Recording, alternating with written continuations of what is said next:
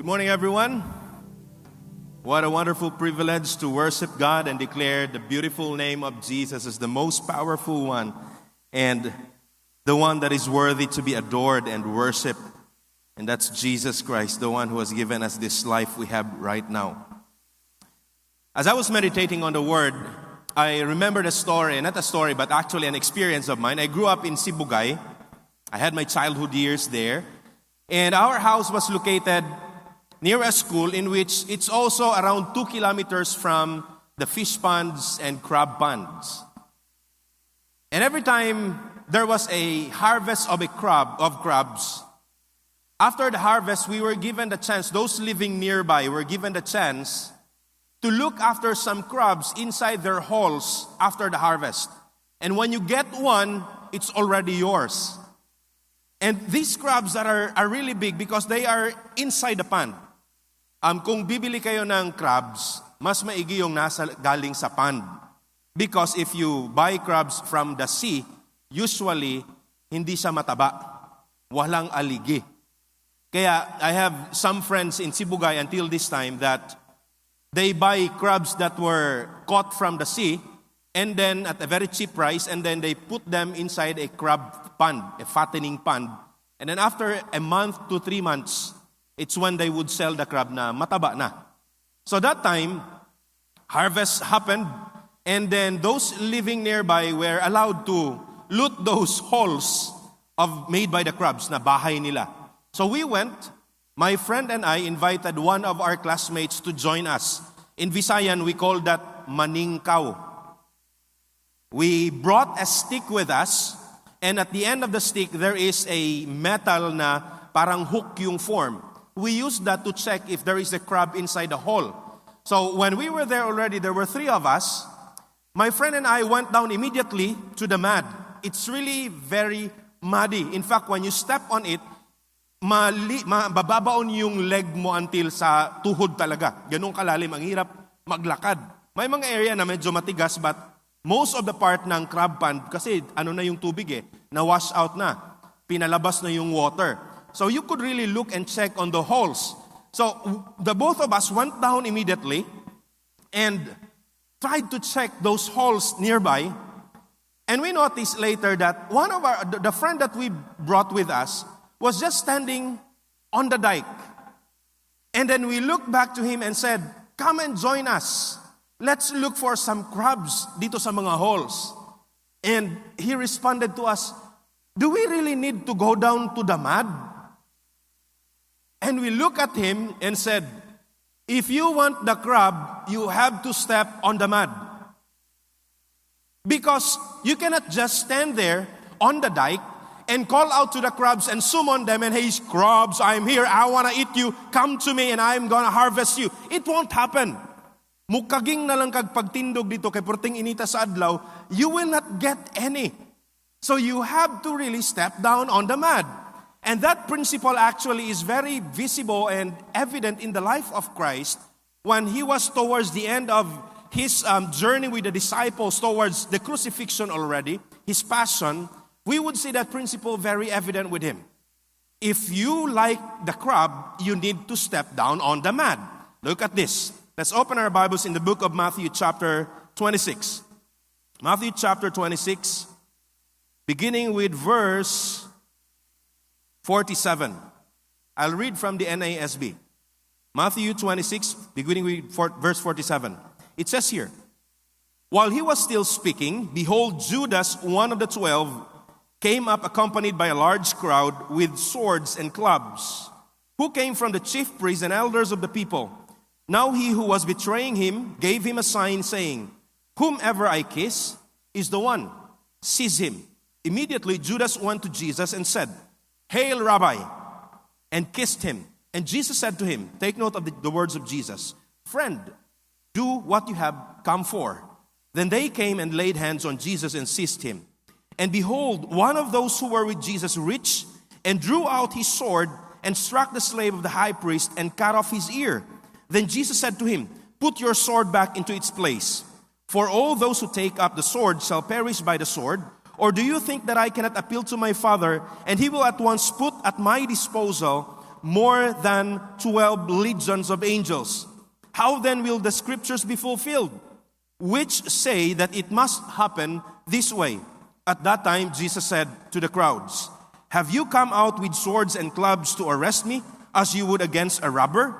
Every day I used to sit in the temple teaching, and you did not seize me. But all this has taken place to fulfill the scriptures of the prophets. Then all the disciples left him and fled. May the good Lord bless the reading of His words. I entitled this message this morning, It Must Happen. It must happen. There are things in life that should really happen before something else would take place in your day-to-day existence. Just like that picture or scenario that I have showed to you earlier, if you want the crab, going to the mud must happen first. You would not just stand there and wait for the crabs to come to you, but you really have to step on the mud. And Jesus Christ here, I want you to journey with me on the last portion of Jesus' journey with His disciples before the passion started. Let us look at verses 39 and 42 actually. These two verses record what kind of experiences Jesus had gone through while He was praying in the garden. After instituting the Last Supper, when they were there, actually Jesus already told them that one of the disciples would betray Him. And among the 12, as Matthew recorded it, there was only one person who reacted to that, and it was Judas. Ironically, when Jesus said, one of you will betray me, and Judas said, surely it's not me, Master. But later, we found out that it was him who really betrayed him. And so he left the place where they were gathering, and he went to the priest, and then asked that what he could get out of it if he would turn Jesus to them. And so while the picture of the narrative was focused on Judas, what was happening with Jesus and His disciples? They were still there, and then later they left to the garden for prayer. And Jesus told them, you come with me, and then after that, you wait for me here. And then He went further, and He brought with Him three of His disciples, and He told them, you wait for me here. And then He went further, and He prayed. And in His prayer, He said these words. Look at the third slide. Verse 39. Part of His prayer, He said this, and He went a little beyond them and fell on His face and prayed, saying, look at these words, listen to this. My Father, if it is possible, let this cup pass from me. Yet not as I will, but as you will. Reading this text actually gave me the feeling that Jesus Christ was going through here. Now, scholars are divided on how to interpret this statement of the Lord. Some of the scholars are saying Jesus was thinking about the physical sufferings that He would be going through from the very start of the arrest until the crucifixion. So He was feeling the agony, the pain, and the physical aspect of life. And that can be very true also. Because if you look at it, His passions were really very painful. You think about, you would go through you would be arrested, and then you would be interrogated, and then after which you would be crowned with thorns, and then you would be flogged, and then you would carry your heavy cross towards Golgotha, and then you would be nailed down there, and then your side would be struck, and then until you die. He was thinking about this, and it was really very painful. And so when He said this word, some of the scholars are saying He was talking about and thinking about His physical his physical pains and sufferings that He would be going through. And actually, He repeated the same content of prayer. You look at verse 42, and He said here, He went away again a second time, and He prayed, saying, my Father, if this cannot pass away unless I drink it, your will be done. As I have mentioned, was He thinking about His physical pain? And there is a possibility on that. However, some of the scholars also are saying that He wasn't actually thinking about the physical pain that He would be going through.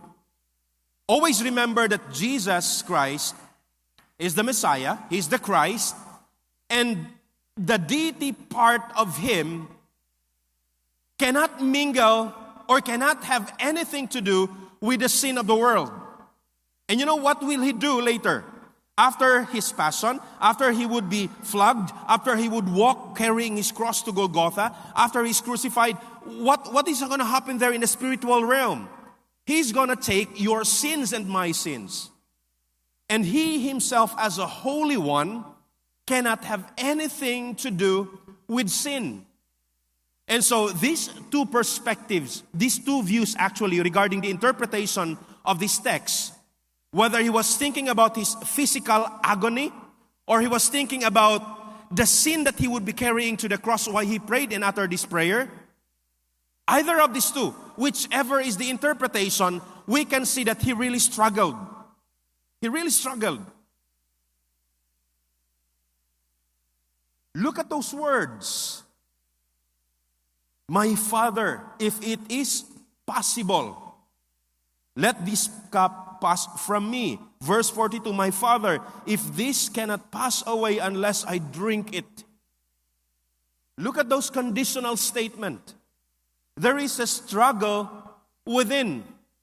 But despite that struggle, there is a willing submission to the will of the Father. And let me illustrate you this way. Jesus was thinking about the final time at the cross. Okay? The time that He is going to fulfill what He came for. And the very reason for that is He want to save you and me. He want to give redemption to sinners like you and me who do not have any means to save ourselves. Sinners who do not have any way of escaping the judgment. So He was thinking about this. But in order for Him to give that redemption, He has to go through this suffering. Are you seeing the point here? He wanted to give the crab to us. But for Him to give the crab, He has to step on the mud. And that mud moment would not just happen within an hour. It would happen within several hours. With excruciating pain going through His body and thinking about the sin that He is going to carry from the sin from humanities like you and me, from humankind, I mean. Think about that. But He was willing. He was willing. That is why when you look at verse 53 and 54, I mean, look at the first slide. Or do you think when Jesus was arrested already, signaled by the kiss of Judas, and then they were there already, they were bringing clubs and those weapons they had, Peter was with them. Some of the gospel writers mentioned Peter. Matthew did not mention him. He just mentioned as someone, another person there who was with Jesus. But the other gospel writers mentioned his name as Peter.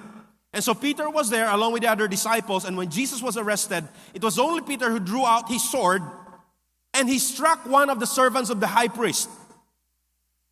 And the narrative records that he hit the ear. And I have not seen anybody trying to protect someone, trying to fight against somebody, would just aim for the ear. Possibility is that he was aiming for the neck of that guy. He was aiming for the head of that guy. He was aiming for the body of that guy. But this guy managed to evade. Kaya tenga lang ang tinamaan. But look at the response of Jesus. When that happened, He said this statement, Peter, put back your sword. Okay. I'm putting it in a very current day context. Or do you not think that I cannot appeal to my Father, and He will at once put on my disposal more than 12 legions of angels? You know how many soldiers are there in one legion in the Roman soldiers? There are 6,000 soldiers in one legion. Multiply that by 12. That's the number of angels He's talking about here. And to think about that, reality is that angels are so powerful that He just needed one angel to stop that moment. And what was Jesus trying to tell Peter here and the other disciples? Actually, I don't need your help. I have all the power to stop this. After all, I am the Son of God. After all, I am God myself. I have all the power to stop this. I have all the power to destroy everybody in here. But I won't do that. Why? I like to give you the crab. Peter, I am having in mind something that you need. Something that would not be given to you unless I go through this. That is why when you look at this statement in verse 54, how then will the scriptures be fulfilled, which say that it must happen this way? It must happen this way. That is why I entitled this message this morning, It Must Happen. It must happen. Jesus wants to give redemption to you and to me. He wanted to save the disciples and the people existing that time. He wanted to release forgiveness out of grace. He wanted to share His righteousness to us. But that won't happen. He won't be able to share the crab unless He stepped the mud. And Jesus was willingly submitting Himself to the will of the Father. There are two things that I want you to take note and remember out of this message. First is this. Jesus had a difficult journey filled with pain, suffering, and disappointment. But He willingly went through them in order to bring us what we truly need. Always take note of that. The journey to the cross was so difficult that scholars today, even medical doctors who tried to look what Jesus Christ had gone through, they would say that an ordinary person would not survive the flagellum. An ordinary person would not be able to carry the cross going to Golgotha with those wounds that He incurred all throughout His body. But Jesus did it all for you. Because He wanted to give you something that nobody else can give you. He wanted to give you the crab. That is why He was willing to step on the mud. I'll read that again. Jesus had a difficult journey filled with pain, suffering, and even disappointments with His disciples, even disappointments with the Pharisees and those teachers of the law. But He willingly went through them in order to bring us what we truly need. Today we can enjoy life. Today we can declare that we are saved by grace through faith because He was willing to step on the mud. Second is this. Our life in the hands of the sovereign God includes things that happen that actually must happen. Have you experienced going through something and you say, why is this thing happening to me? Why did you allow this thing to happen to me? Well, that's normal and that's common. And there are several moments that you don't actually understand, and in reality, you don't need to understand. You just have to go through it because there is something waiting for you. And this is a reality that we go through in life. Some people would say, I want to become a doctor. I want to become a lawyer. Well, do you really know what it takes to be there? If you don't know, you better know first before you desire having that. Why? Because you need to step on the mud before you get that. It must happen. When we were asked to begin writing with our chapters 1 and 2 for our dissertation, some of my classmates were complaining, it's really difficult to write. And I admit I found it difficult also. But I told them, what would you expect? We are in a doctoral program. In order for you to be there, you have to be willing to step on the mud. That is why in life, things happen. And sometimes we cannot bear it and say, why are these things happening to me? You know, from God's perspective, from the sovereign God, He would just tell you, it must happen, my child. It must happen. Maybe you just had a breakup with your girlfriend or boyfriend. It must happen. Probably because you have been so engrossed already and your world is just revolving around that person. And you need to refocus on your studies, or you need to focus on your work this time, or you need to check out on those things happening in your family because you are not there anymore, because you're always with that person. It must happen. Maybe you just have experienced failure in an exam. It must happen. It must happen. In the hands of the sovereign God, things happen, and some of them need to happen.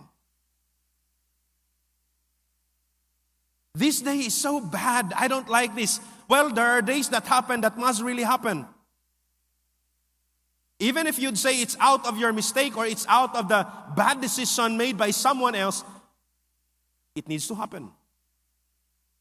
Why did the crucifixion happen to Jesus? The judgment was there. Pilate gave an option to the people. Who do you want me to release? Do you like me to release Barabbas or Jesus? They cried out, we want Barabbas.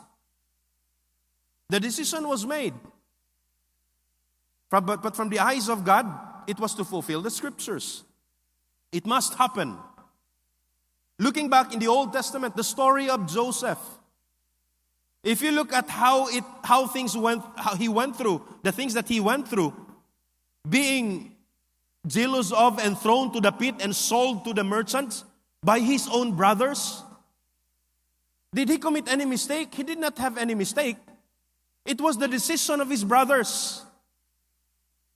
But what did it do to him? He was brought to the land of Egypt, where he became God's agent to bless the land, where he became an agent to save his family later in the narrative. That is why in the end of it, he said, you meant it for evil, but God meant it for good. It must happen. If he were not sold, he could have not been an officer in Egypt. When the famine came, almost everyone could have died. It must happen. If you have just gone through difficulty in life today, it must happen. And you would say, I don't understand. Well, almost all of us, in many times of life, we don't understand. But it must happen. And someday you can look back to it and say, an aha moment would happen to you and say, that's why it must happen. I invited a friend. Actually, he's one of us here, one of our pastors here in ZCAEC. And I have looked at his life. I have seen that point in his life which he considers one of the lowest point of his life. And I was there. I journeyed with him.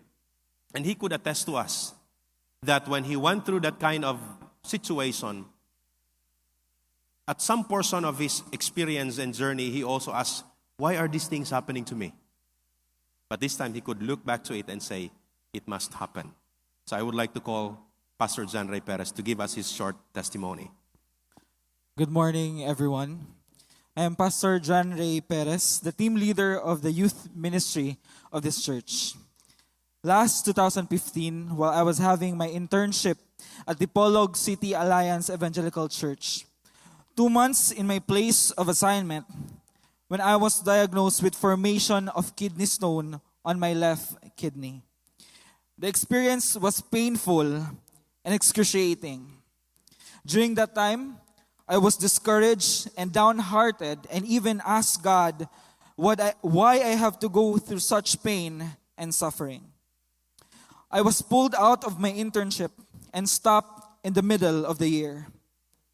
When I was brought to the hospital because the pain was unbearable, the doctor said that I have to be operated immediately and we need around 70,000 pesos to perform the operation. Honestly, we didn't know where to get that big of an amount that time. And I told God, Lord, I am your child and alam kong di mo ko pababayaan. The following day, I was requested to fly to Manila to have my operation there. Still, no money in my pocket.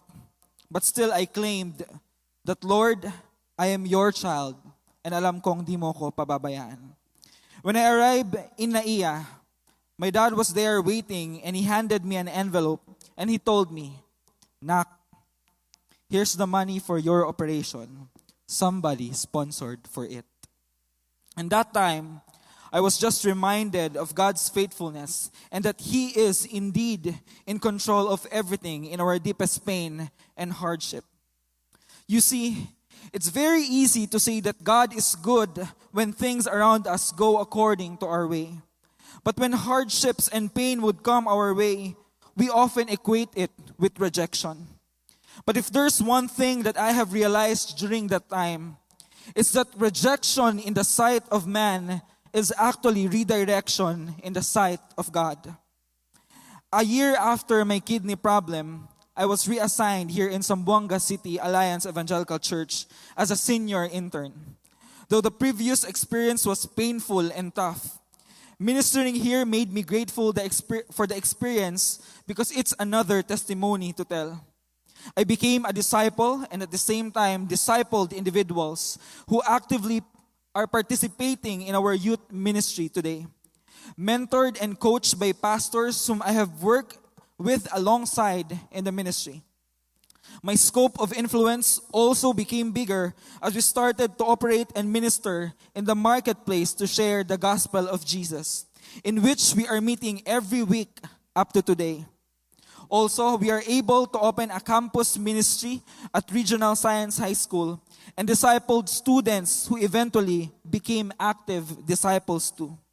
Lastly, I was able to graduate last May 2018 and became the recipient of the Scholarly Achievement Award for Youth Ministry. My experience here taught me that life's distractions are often God's instruction, and life's disappointments are often His appointments. You see, it must happen, though painful and hard, discouraging and brokening, to make us realize that God can work even in our hardest moment and through broken things. It must happen to show us that life's rejection is indeed God's redirection. It must happen so that we would realize that the one who created us and the one who directs our path is the one who is in control of everything. This is God's story in my life. Good morning, and the Lord bless you.